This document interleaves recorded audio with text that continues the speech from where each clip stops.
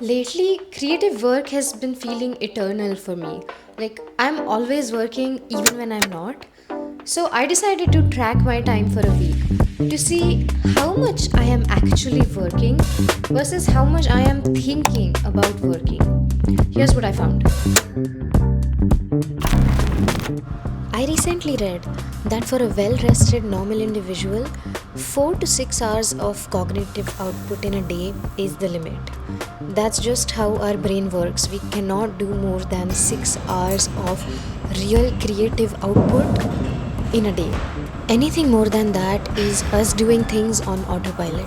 On the first day itself, I saw that I spent 6 hours just thinking.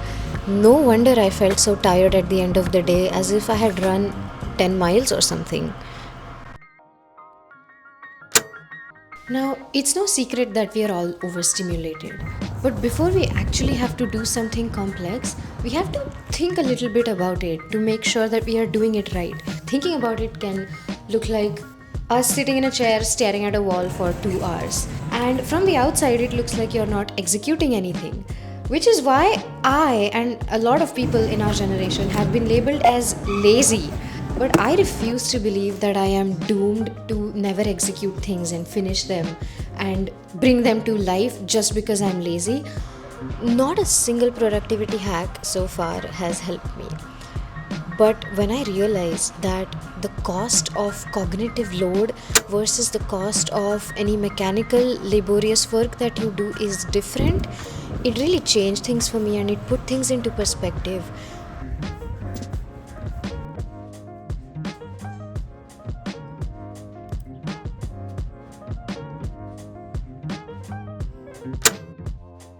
From what I've experienced, you can train yourself to run 5 miles without a break and then 8 miles and 10 miles and so on. But the way your brain works when you want to do something creative, it's different.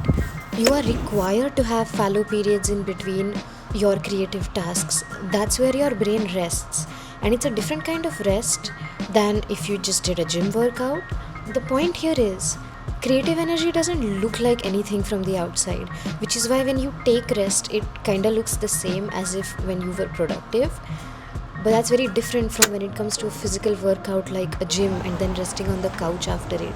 That differentiation and people not or society not being able to understand the difference between the two can set a bad precedent for people wanting to start their creative journey.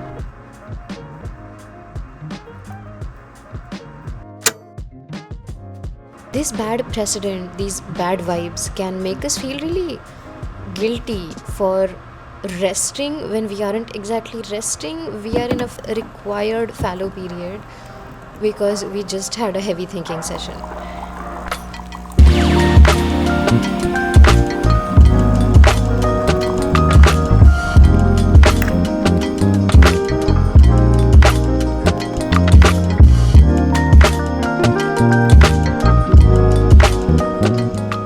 What I've also understood is that after several hours of thinking or planning in a day, the prefrontal cortex, which handles all the creative thinking and the decision making and all the focus work, it depletes fast. And you can't exactly override this with willpower, at least not indefinitely. So I've begun to appreciate the need for rest a lot after this week.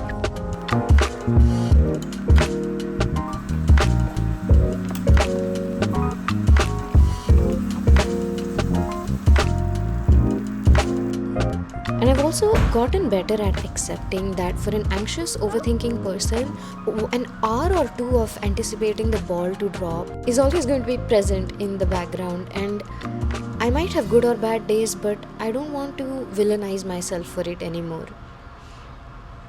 Tracking my time this week took a lot of honesty because I had to sit down and write the true numbers of just how long I was doing the maladaptive daydreaming or just staring out the window or scrolling or something. The things that we don't mostly want to admit.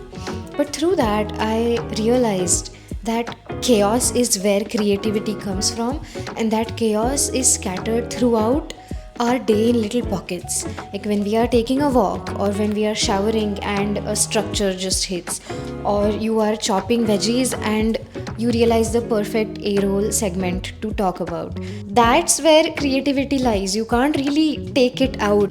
My friend once told me something his dad used to say. I'm not sure if this is a German proverb or it's just something his dad made up. But his dad said that if you don't have it here, you need to have it here in your calves. I loved that. I went back to it quite a lot this week. Like, I'd rather spend one extra hour thinking if that means my execution is going to be more efficient. Overthinkers like me, and probably you, will keep thinking in loops because it's so much better to just have that idea take form in our mind than to bring it out there, because execution is messy.